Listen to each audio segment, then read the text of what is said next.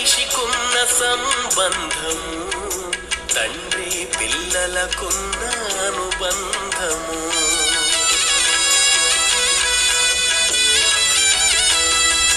దేవునికి మనిషికున్న సంబంధము, తండ్రి పిల్లలకున్న అనుబంధము.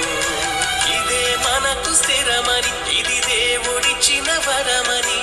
ఇదే మనకు స్థిరమని, ఇది దేవుడిచ్చిన వరమని. గమనించి క్రీస్తు కొరకు బ్రతికెదవా? ఒంటరిగా వచ్చి ఒంటరిగా వెళ్ళాలని యోబు పలికిన మాటలు మరిచావా?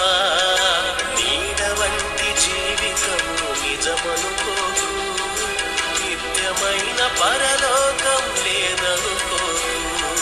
నీడ వంటి జీవితము నిజమనుకోకు, నిత్యమైన పరలోకం లేదనుకోకు.